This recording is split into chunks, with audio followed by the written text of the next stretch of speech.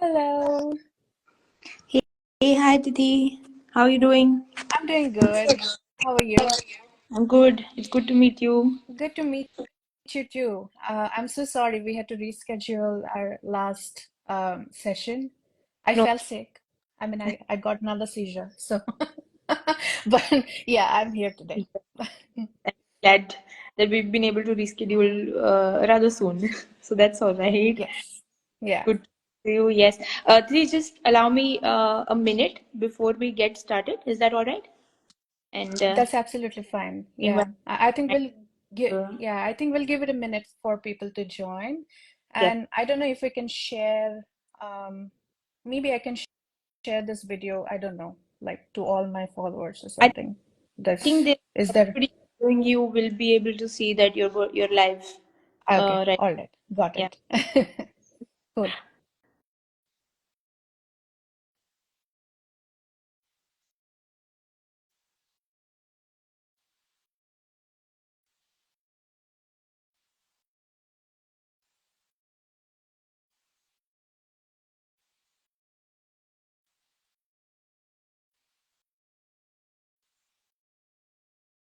I see my husband has joined in. Hi. Hi, Avi. Hi, Dipali.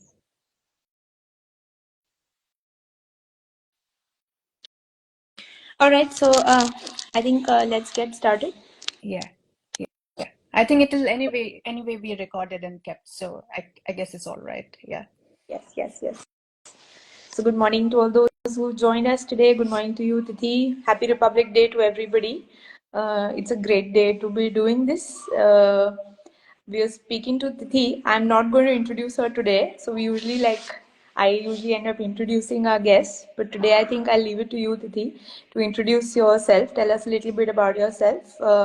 Why we're doing this is because Tithi has been diagnosed with epilepsy and she's volunteered to speak about her journey, what that has been like, and also she's a parent to a child with epilepsy as well. So we're hoping to get a lot of strength and inspiration from her journey by getting her to, I mean, we are so glad, Siddhi, that you've agreed to speak to us about this. I'm hoping that a lot of people will relate and be able to, get more strength in their own journeys. So, welcome to you, Titi. Thanks for joining. Please go ahead. Tell us a little bit about yourself. Thank you, Pravina. Thank you so much for having me. I think it's an amazing initiative, and I really appreciate that I have this platform to share, my journey and my kids' journey, how it has been not just as a patient, but also as a mom and as a parent and as a family. So my name is Tithi, everyone. Happy Republic Day to those who are celebrating. I hope all of us are celebrating, right? Um, I am 29 years old. I was diagnosed with epilepsy when I was 6 years old, so it's been a while. Um, and back in those days, there weren't really that great of a medicines. I'm talking about many, many years back. I'm soon going to be 30 in a week. So I was diagnosed when I was 6 years old. And then I think it's been a trial and error journey for my parents, but I think I grew up pretty fine, as you can see right now, with a full face of makeup. I love doing makeup. By profession, I'm a research manager and a designer. Um, and I work for a fintech company. I'm a mom to a 3.5-year-old toddler. And sadly, unfortunately, she was also diagnosed with epilepsy, but I'm here to share the journey today. Yeah, that's about me. Thanks a lot, Titi. Uh, you mentioned that you were diagnosed at the age of 6. Tell us a little bit about when that happened and how did it impact you, your parents? Yeah. Do you have any siblings? Like, what's that like for the family? Yes. So, when I was diagnosed, honestly, I don't think anybody had that much of a clarity around what exactly was happening, to be really honest, right? But I also come from a family of people who read a lot. And there used to be a magazine back in the day. It's called Science Reporter. I don't think it's still there, or its publication is there, but we had a subscription, and then my parents came across an article about epilepsy, and then they sort of understood, okay, why she is behaving the way she is and why she's falling down, why she's getting seizure. Another thing that I wanted to point out here is that, when I started getting my seizure, it used to be chronic, right? So I would get fits, right? Which is not the case. So, see, my parents did whatever they could do in their power, right? But there was a lot of other kind of noises around them, which also influenced a lot of their decisions, which were not right at that moment, right? I'm talking about, people coming and, sharing things about, hey, take her to this Baba, and they would be able to fix your child, or those kind of things, right? But thankfully, they finally took me to Christian Medical College, CMC Vellore, um, and that was in the same year, towards the later half of the year, I would say.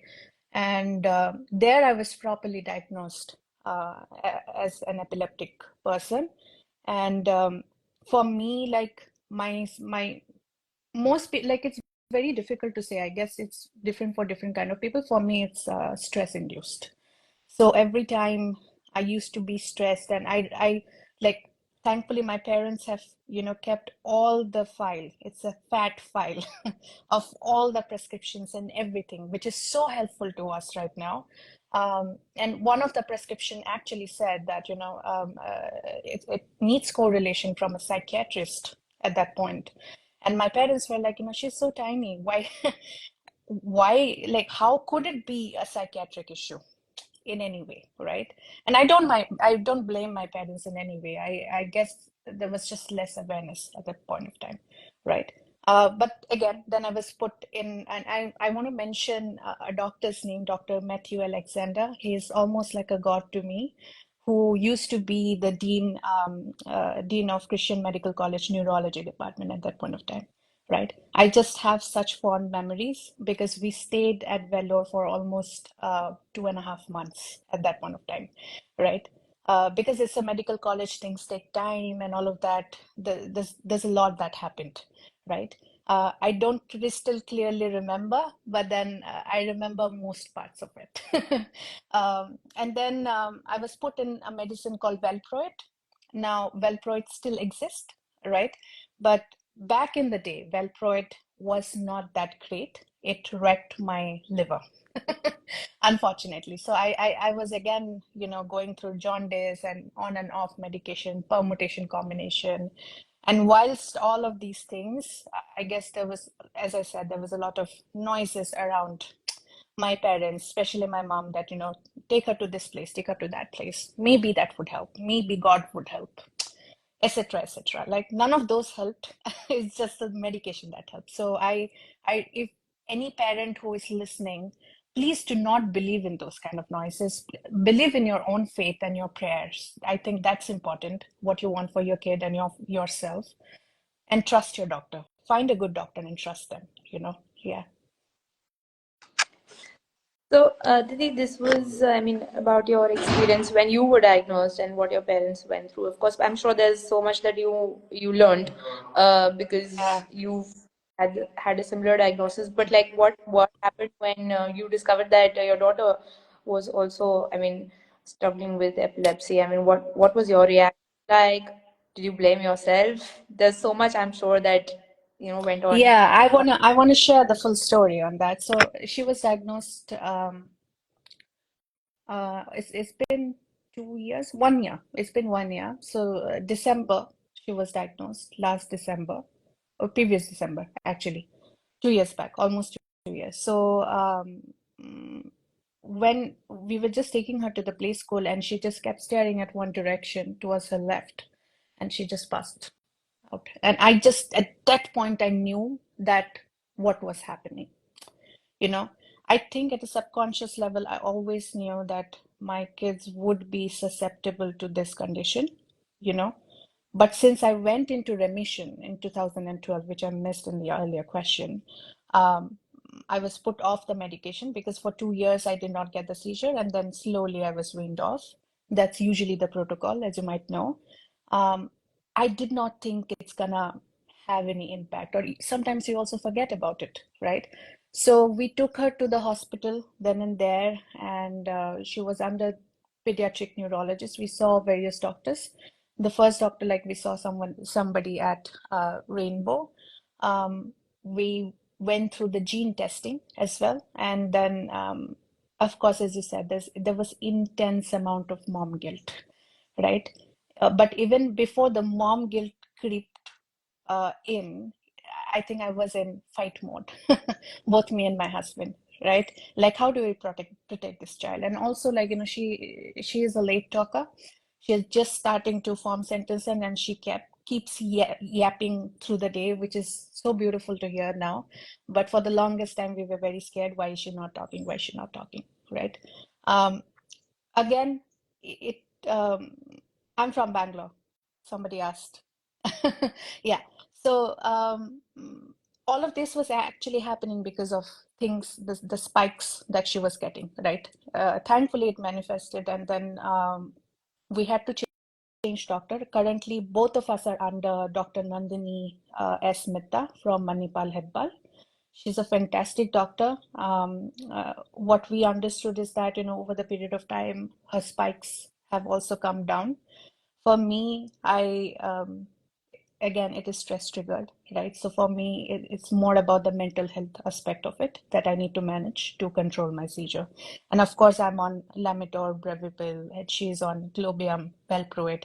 But I know that I blamed Valproate for my liver wreckage before, but we need to understand that medical science has evolved a lot since then, right? So Valproate is really, really safe for kids now. There are side effects like drowsiness and all of that, but it's not wrecking any other organ, at least in your body, right? So there are vices, but then I think the most important part is that you need to be on time with the medication, give it.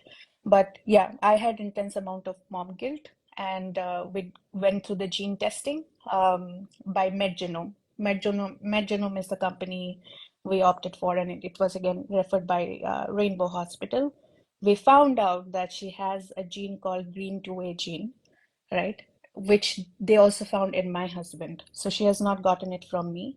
Now, there may or may be like a probability that she might have gotten it from her father, or maybe there is some other gene in my body which they were not able to find. There are many genes, right?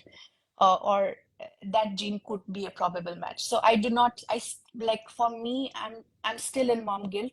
I think I'm to a point that I do not believe that report at all, because in my family there's a lot of history, in my husband's family also, but there is more history in my family than his, so I do not believe that report. I know there is science and everything, but yeah, anyway, coming back to the question, I guess it's just constantly saying that it's going to be okay, you turned out okay, your daughter is going to be fine as well. Yeah.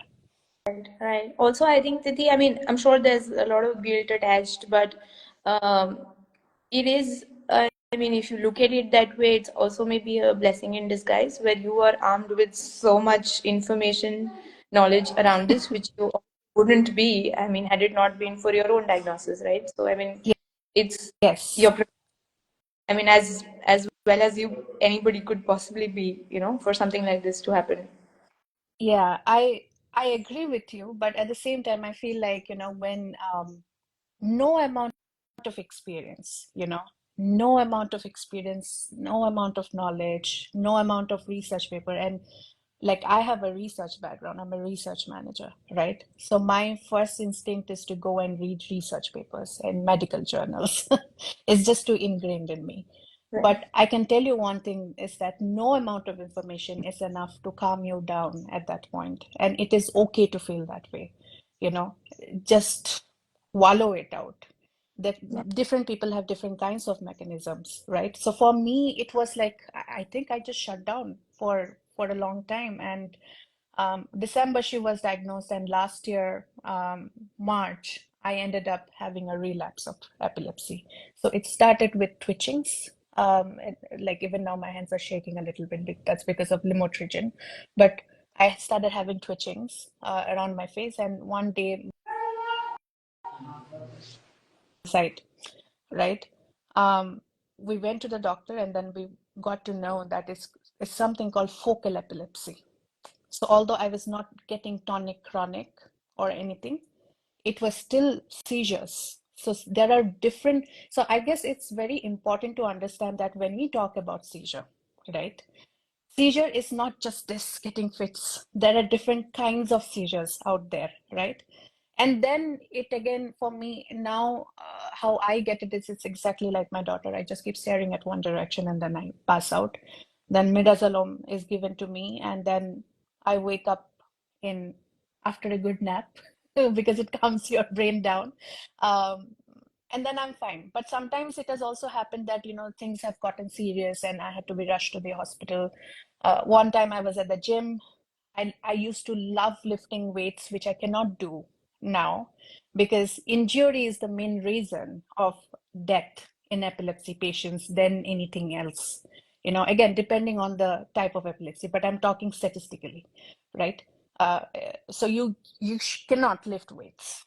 That's not possible. So yeah, I'm just trying to wrap my head around. It's not been too long for me. Yeah, still, but at least I know that okay, this is what I have to live with until and unless it settles down. Yeah. Right. I mean, you mentioned that for you, you know that for you it's stress induced, and you really need to take care of your mental health to make sure you don't have relapses. But I mean, how do you do that? Like, is there something that are there any coping that you go back to, or I mean, what's your support system? How do you manage your emotional challenges? I'm sure there's so much stress. Of course, there's only stress being added with it can't be easy knowing that your child also, and she's a 3-year-old, I mean, has epilepsy. There's so much stress on a daily basis. How do you manage that? Um, First thing is therapy. I I I somehow don't like online therapy doesn't work for me. So for me, like I really have to sit in front of my therapist and get Hmm. everything out, you know. So that's one coping mechanism. But having said that, I've also identified coping mechanism that I have been using since I don't know how many years, but it got like for example, like when I'm stressed, I just create tiny little balls of paper. Like if I have a tissue paper, I just do that. I had no idea, and it was only pointed out when I actually went for therapy, right? So it's not, I think at a subconscious level, your body is already trying to cope at certain Yeah. capacity. It's just that you're not aware of it. So having awareness of what your coping mechanisms are very important, which I am aware of it now, right? So now I do those things consciously, which I was doing earlier unconsciously, right? So that's one thing. The other thing is having a good support system is very, very important. So everyone in my family, they're all aware of my condition, my daughter's condition. My husband is my pillar of strength, right, when it comes to this. Um, and it's not easy to live with two epilepsy patients, in the house, especially, when it's your wife and it's your daughter, right? And we have been together for almost 15 years now. I'm talking not just the marriage part, even before that. So he has seen me evolve over the years, right? So I think the most of the credit goes to him in a way for to be able to shoulder that. And I get really emotional talking about it, but then yeah, it's just so important having that support system, right? Otherwise, you just cannot. It the journey feels very lonely at times, Having all the support system, it still feels a little lonely at times. But then that's where, um, you need to learn how to communicate and say that, hey, you know what, I'm feeling this way, and this is what I'm going through. Um, and That's where therapy again comes into the picture. How do you communicate your needs? And income when it comes to parenting and parenting a child who is also going through the same condition. Of course, she is just 3.5 years old now. I want this thing to be an open conversation. I don't want this thing to be like, brushed under the carpet where, it's like a taboo. No, I don't want that. Because in my case, I get an aura. I don't know if my daughter gets an aura at this point or not. We will know as she grows up. But then if Yeah. she is getting an aura, right? And for those people who do not know what is an aura, it's a sensation that some people get, some epilepsy patient gets before they end up getting into that seizure limbo, right? For me, I do understand that. I have a feeling that my daughter also gets it. You see colors and you see the world. It's almost like the world is buffering around you. Almost feels that way. So if she's going through that and if she's in school, she should be able to communicate to her teacher or her peers who can help her out at that point. So I want this to be absolutely normalized, open conversation. Hi, Dr. Vinayak. By the way, he's also a fellow epilepsy patient and he journals his daily life, and such an inspiring person. Thank you for joining the live. Hello. Yeah. Hi. Yeah, so that's about it. So so for me, like, I normalize it. So I don't shy away. When people ask me what is happening, I don't shy away in telling that, hey, my daughter is epileptic. It's okay. It's just another ailment. It's okay. It's fine. Yeah. Yeah, that's great. I think, I mean, that's maybe, I mean, a huge part of this battle where you're able to talk about it, Yeah. which it is like any other condition, right? And there's no taboo, there's no stigma. I mean, you don't believe that it exists. We will pretend like there's nothing that we need to hide. So Yeah. that's great. I mean, Yeah. why they're doing that. What are some of the challenges that you face, the I'm talking about practical issues that Yes. come up for you as Yes. a parent, for you as a patient?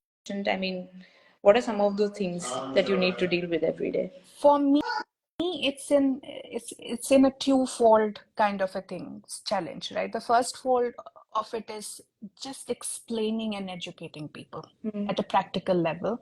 Like, I'll just give you a real life scenario, right? So we just got our daughter admitted to one of our, she needs to go to a bigger school, like where she can spend the next 12 years of her life. Not 12 years, what the hell am I saying? But then till her PU, right?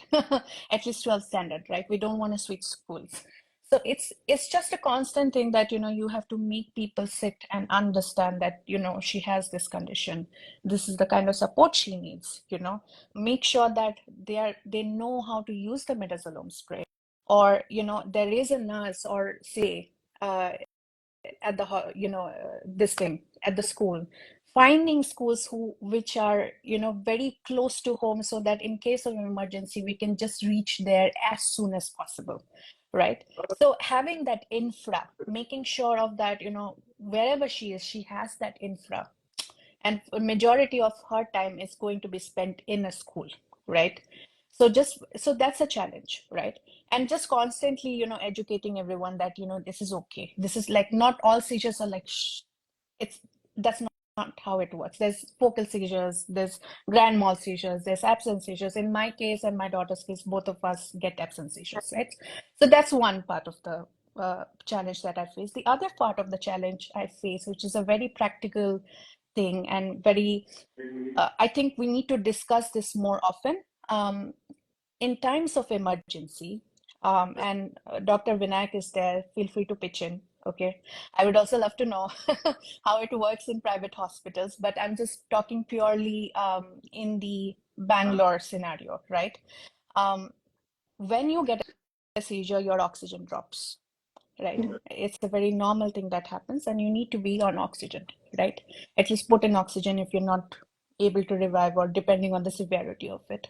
Um, every time there has been such kind of a situation where me or my daughter had to be rushed to hospital, um, the ambulances are not equipped enough at Yeah. all. They don't have oxygen cylinders.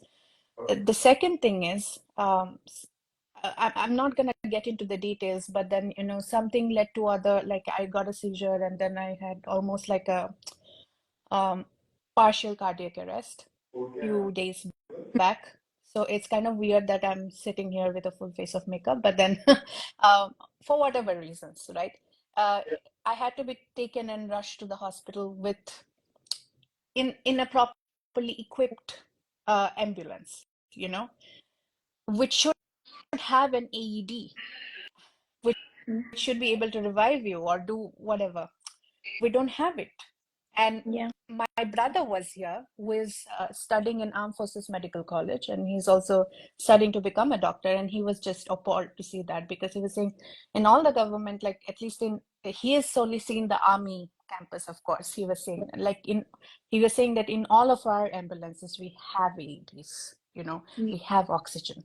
So how is it possible that, places like Ovam Hospital, Manipal Hospital, how do they not have these kind of basic things, which is essential to Right. revive somebody if they are going into that kind of a level of, situation severity, right?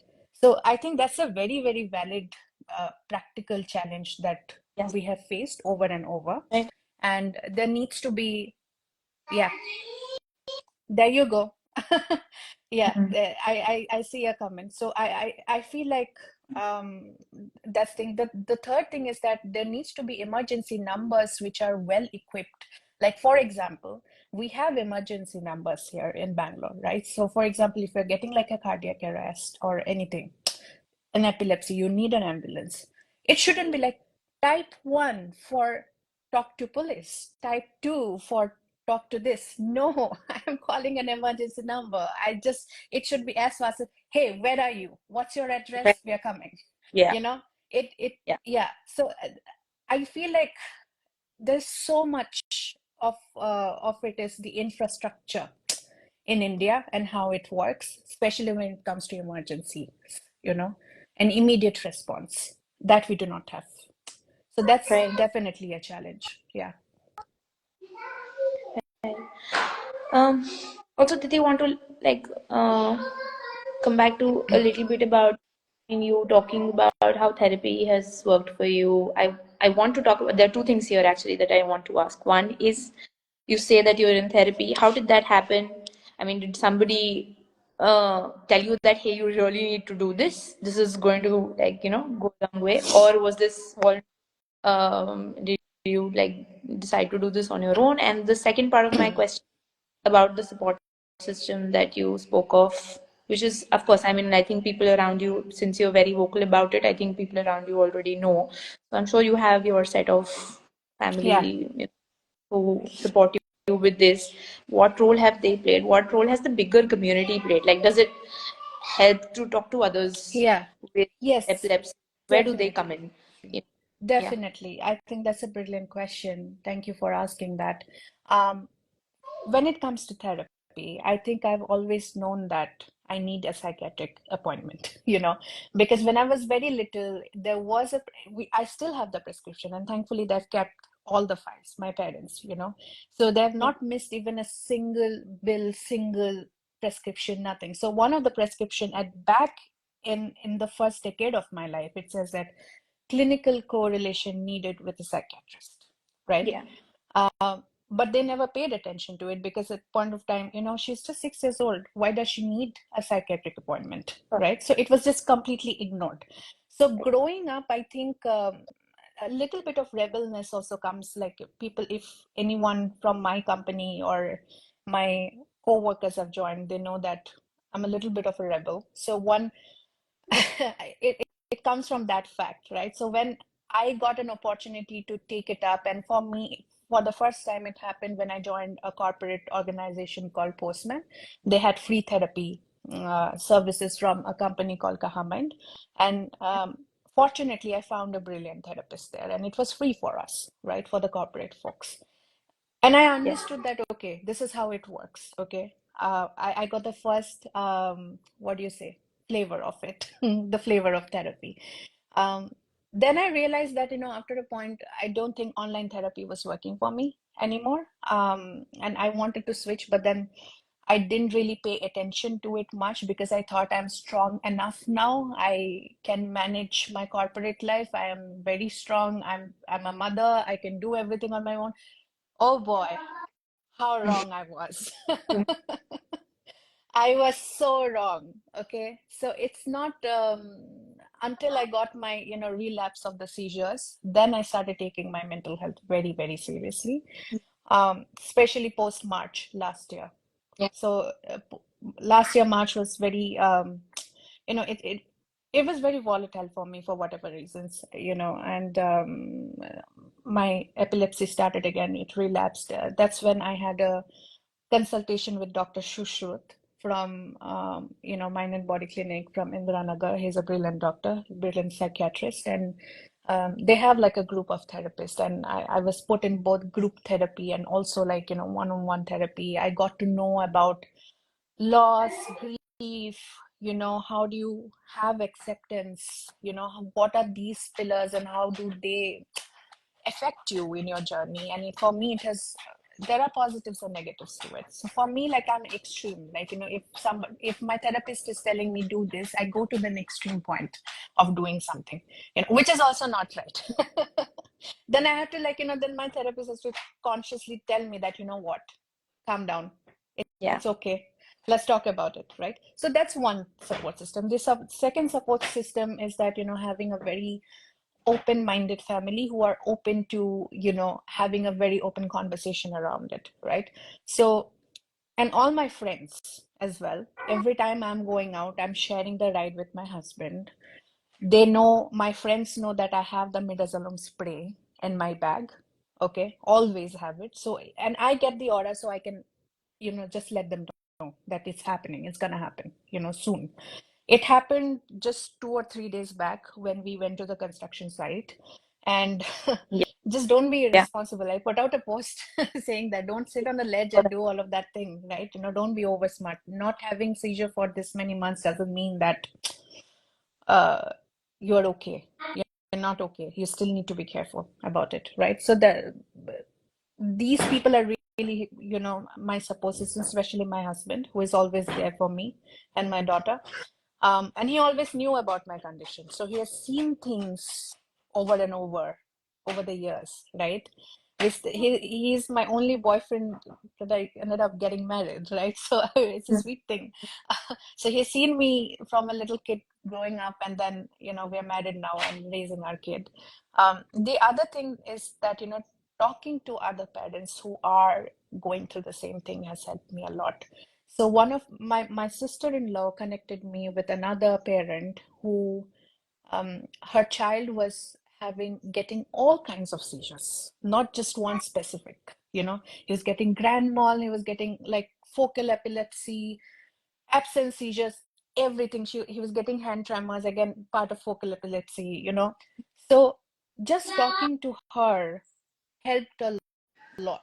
Yes, midazolam spray. Yes.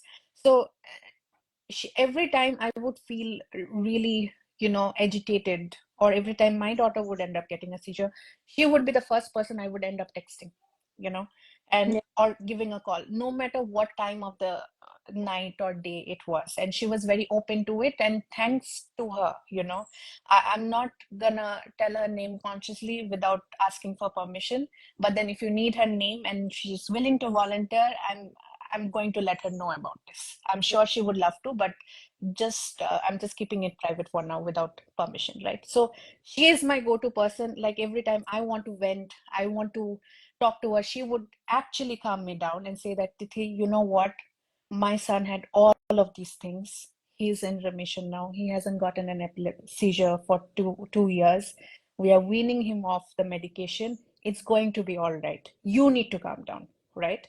So yeah, I'm just reading the comments. The other thing is midazolam spray. I've already spoken about it. I always keep it. My daughter always has it in her emergency, like in her bag.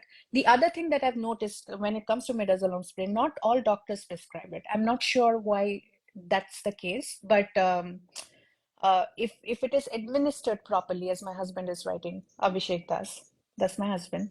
So if it is administered properly, and if you know how to administer it properly, it stops immediately. The seizure stops. That's a first aid thing when it comes to epilepsy. But I'm not sure why many doctors do not really like do it. And I'm not a doctor, so I'm not going to comment on that. I know that you have doctors in your forum. Maybe that's a good point of discussion. Absolutely. Like, Yeah, sorry, I think, I yeah, absolutely. I think we could we could talk to one of the experts about yeah. this, have them discuss this. Yeah. Yes, midazolam spray. I think because that's very, very important. It has stopped both me and my daughter going to hospital many times, Hmm. you know. So that's a very Yeah. important topic. And I just want to call out before we wrap it up. Both my cousins, my first cousins, even they have epilepsy. They have they have seen doctors in neem hands as well, you know. There's no mention of midazolam anywhere there.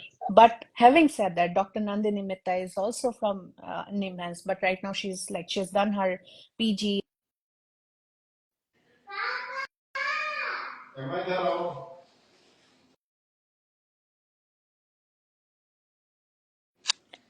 Am All I, right, I think, am I back? okay, she, yes, yes, yes, Am I back? Am I back? yes, Sorry. Okay, that's all right. all right. Okay. Yeah, so I think that's a discussion which is needed because for both my cousins, it has not been prescribed. And when, like, I've asked my father, to go and get it checked. They're from Assam. I'm originally from Assam. There's no mention of that. So that's the point worth discussing, I feel. Yeah, all right. Thanks so much, Tithi, for bringing that up. That's, I mean, really insightful. I'm sure a lot of people here, I think, did not know a few things mentioned here. So, I mean, this is interesting and good to know for everybody who's with us today.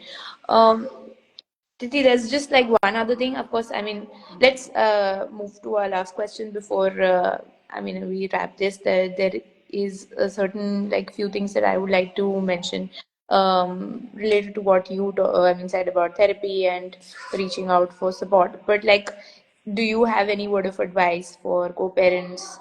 Um, I mean, people who might obviously this is scary as hell for anybody to find out. So, I mean, what is your piece of advice for these parents who are getting overwhelmed, finding out something like this? I would say embrace your overwhelmingness. Hmm. That's the first thing, because it's like you know how there's different stages of grief, right? There are different stages of acceptance as well, I feel. And there should be a different study on that. There's no studies there. I've studied psychology, so I can say that. But I think it starts with embracing that, that it's there. You Yeah, can't do anything about it, right? You need to accept it first. So it took us some time. And I think, frankly, I'm still going through that acceptance process, even after 2 years. Okay. That sometimes I worry. You worry as a parent. There is no escaping that. So I have to consciously calm myself down and saying that, hey, you turned out to be okay. You are a damn research manager now. You work for a fintech company. You'll do many other things in your life. You turned out to be okay. Your daughter is going to be okay and perfectly fine, right? So just reassuring. Now that's my way of coping mechanism and telling myself. I know that's not the case with many other parents. In that case, talking to someone else who is going through the same condition, and especially at a caregiver stage, right? Like in other parents who are caregiving and not just parenting, also caregiving to their kids. You're always at a caregiver situation anyway, regardless of having an epilepsy or not having an epilepsy. But then just the mental burden, right? I feel like you can share that mental burden when you're talking to other fellow parents who are going through the same thing. That has helped me a lot. And I did not even know that there is something like, what you guys are doing. I just came across it randomly in my Instagram post in my feed one day. I wish there was more awareness about this kind of community around, at least in India, right? There are communities that I follow outside of India, and I've spoken to moms, and I've spoken to people from Reddit. There are yeah, epilepsy groups, you know, uh, incredibly helpful. But then I also feel like, first of all, like there needs the the whole taboo layer of it needs to be removed and ripped off, That's when the open conversation can happen. Otherwise, it's not possible. Like, oh, am I even, and truthfully, I'll just say this one last thing and gonna wrap up this question is that, even before joining the life, my hands were shaking and I was nervous as a parent, you know. I know I put up a post saying that, me thinking that, oh, it's her journey. She should be the one talking about it, right? It's my daughter's journey. Maybe I'm not the right person to talk about it. When she grows up, she can talk about it. But then I also realized that I was spiraling. It was not about that. It was more about how do I protect my daughter from that taboo? You Yeah. know, it was more about that than anything else. And then I had to self-counsel, and also my therapist helped me a lot that, only if we talk about it openly, she will know that it's okay to have it. If she Right. gets an aura, if she gets an aura, if she can describe it well, she can, intimate her parents, peers around her, she will be safe. So in a way, me talking about it openly, other parents will get to know about it, and if they want to reach out to me, please feel free to reach out to me over DM. It's a private profile, but I will keep looking out if you want to talk to me. And in a way, I'm just normalizing it for my kid, right? So that's my intention. That's why I agreed to do this, and I want to talk about it openly. For the longest time, I haven't, but it was about time. Yeah. I mean, it's incredibly courageous of you, Titi, to. We know we all know about how stigmatized this is, and I think this is the easiest way of doing it. I mean, more people talking Yeah. about it is what helps break the stigma, what helps us overcome the taboo about your daughter. I mean, I think, yeah, I mean, other parents will derive so much strength when they hear somebody, saying that this is okay and we can actually get through this together. There's so many of us. It's sad that, I mean, there's so many people diagnosed with epilepsy, yet very few, I think, find community and support. I mean, you've been fortunate, I would say, if you've, come across other people. Uh, that's also the intention of our support group. That's why we curate these spaces, because we understand epilepsy, for one, is extremely stigmatized, and we know that people need this space. So, I mean, having it prescribed that you need support emotionally as well, that's great. I mean, and yet people ignore it. A lot of people don't understand that they need support, and like you, only once you get the taste of it do you understand what it could do for you, right? Yes. Living, yeah. Yes. I mean, it can I, transform. yeah. Absolutely. I know we are over time, but can I share one story which might, yeah. Yes. So yesterday we were at Manipal Herbal, right? Mm. And it was just a regular checkup. Um, and since Dr. Nandini Mitta is on holiday, she like we had to show someone, but that's not the crux of the story. I'm spiraling, sorry. This pharmacist there, right? And I'm not gonna mention her name, keeping the privacy, right? So Manipal has a service that you can order the medicines directly from them and they'll get it home delivered, right? So I'm very like I have the pharmacist number and everything, and she was asking me like, you're taking all of this medication, like who has epilepsy? Is it you or your daughter? And then I sent Yeah. her two prescriptions, right? We need it for the next month, right? So we're running out of stock. And she said that, you know what, my brother also suffers from the same condition, but we don't believe in this kind of medication. We believe that God is gonna take care of it. So I asked her, because I didn't want it want come across as someone who is preachy and preaching about it and all of that, because my Yeah. parents went through it, where I was put in a dark room and I was like, somebody is coming and exorcising me and all of that. You don't understand the kind of mental repercussions it has Yeah. especially when you are little, okay? And for me, and I wanted to know what they were doing. So I asked her, so what do you do? You don't take the believe in this kind of medication, but what do you do? And how old is Mm. your brother? Like my brother is 34 years old now. Okay. We just make him lie down in a dark room, okay, until he recovers, and then we shut down the door. And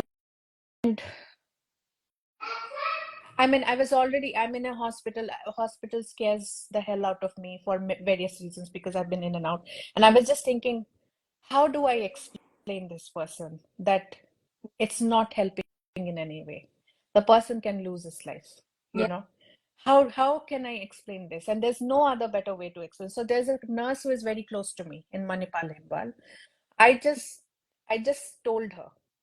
I just told that entire story and I said, if there's a way you guys can brainwash this person because this person is your colleague, her brother needs yeah, help. Her brother needs help. And I did not tell her that because I'm not a doctor, but she's right, surrounded by doctors in a hospital. So it is so stigmatized that even when you're working in a hospital and you are a pharmacist, absolutely. as a profession, you still don't believe in it. You still Don't. believe you put God over anything Oh my, else. So it is that stigmatized. right, So, right. yeah, I don't know what else to say, but yeah, I wanted to share this. So, if you are going through it as a parent or, as a caregiver or somebody it's okay. Many people go through it. I have so many people in my Instagram, in my close circle who are going through it, and they're all doing fine, absolutely fine. They're all doing okay in their life. So, it's okay. I mean, medicine I think has evolved significantly, yet Yes. stigma is something we still carry. I mean, we don't Yeah. even, and there's no law behind it, but it just Yeah. continues to.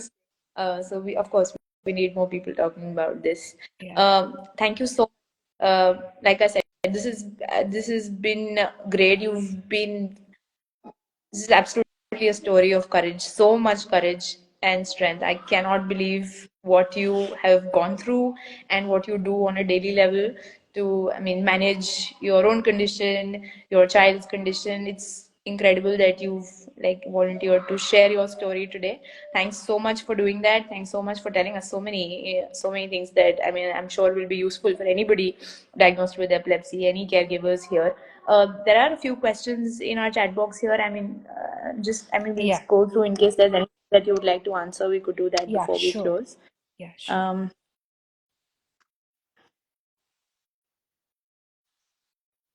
I think somebody wanted you to talk a little bit about the aura that you mentioned. Yeah, Just what yeah, that is. yeah. So for different people, it's different. For me, so how doctors explain it clinically is that you get some kind of an indication. You see colors, and sometimes it might seem like the world is melting in front of your eyes, and then there is like a buffering and all of that.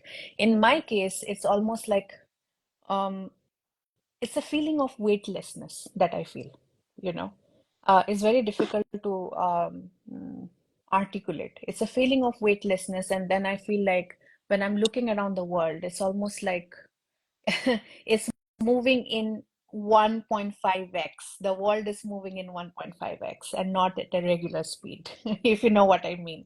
So the world is buffering around me at the same time it's things are still happening around me, It exactly feels that way for me, But I also know people who see colors, who end up seeing like, blue and red colors in front of their eyes and all of that. And that's an aura.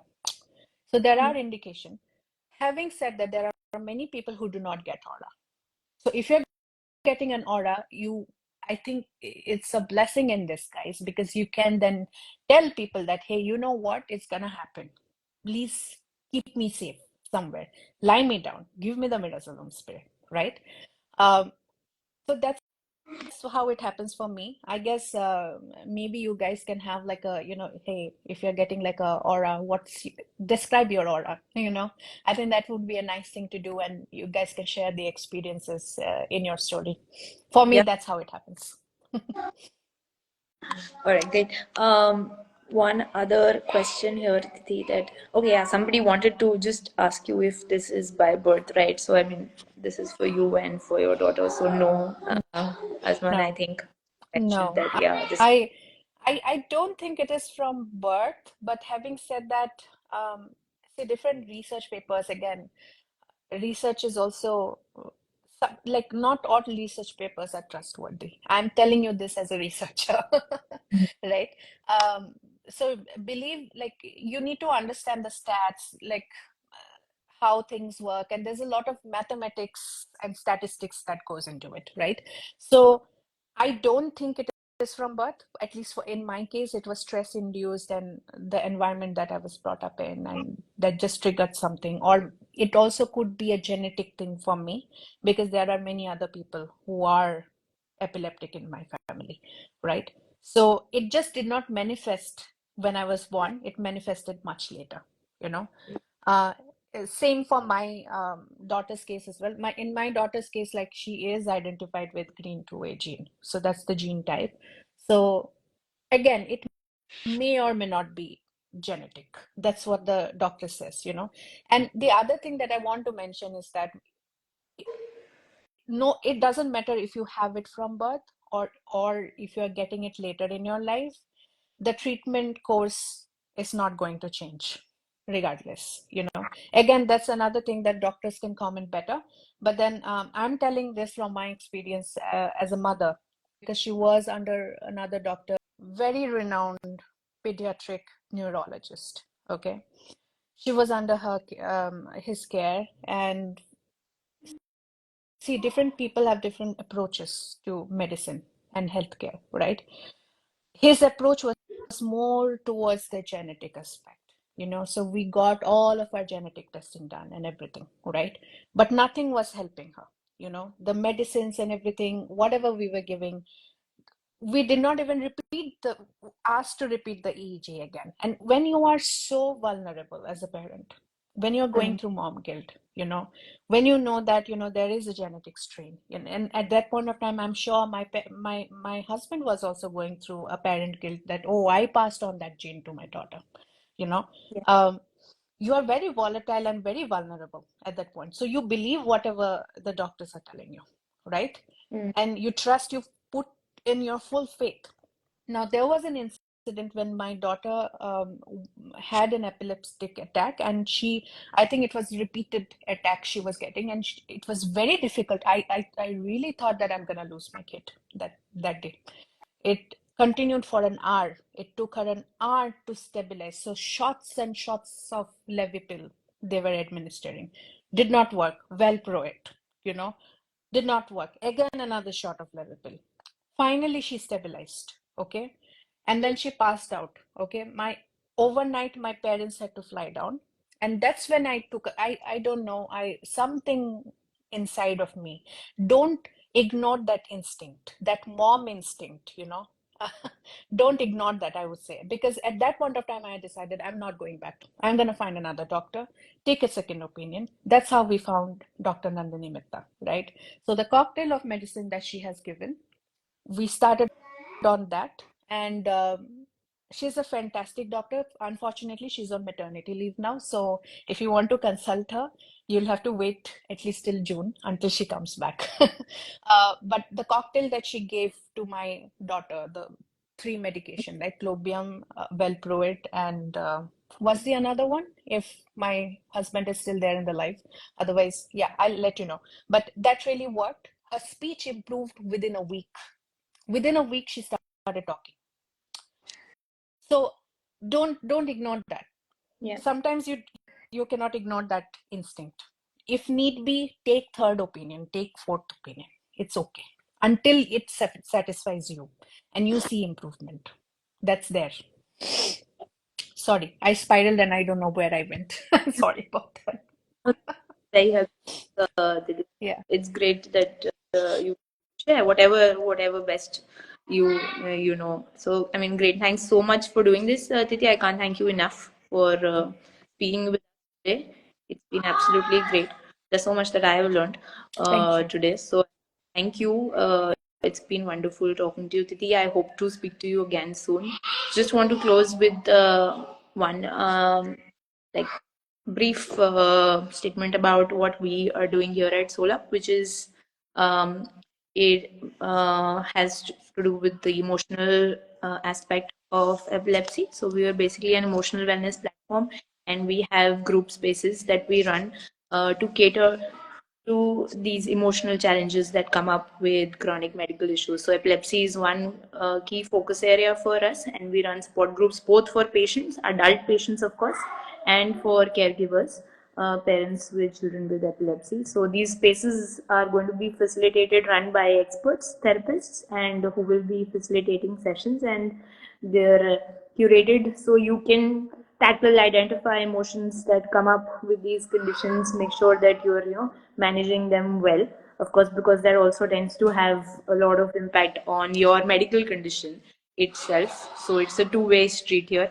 So I mean, just want to let everybody know, in case you're looking for a space like this, in case you know somebody who needs this, please feel free to come to the website and explore. um, Tithi, thank you so much. If there are any parting comments that you would like to make, No, I I just mean, we want, can I'm do that. just so thankful that, I'm so thankful and grateful that I got to share my story and my daughter's story. And kudos to you guys that, you guys are helping in the cause so much and spreading the awareness. So, yeah, big claps. And if anybody wants to reach out to me, and if there is any peer, like if any other parent is looking out to connect with another parent who is, caregiving to their child and has a child who is epileptic, please feel free to refer my name. I'm always there to listen out to them and help them out in whatever ways possible. All right. Thank you, Tithi. Thank you. Bye. Everybody who's bye. Bye. Have a Have a great day. great day, everyone. Bye bye. Bye. How do I stop this? Okay, I just have to I think cross. Okay. All right. Bye bye.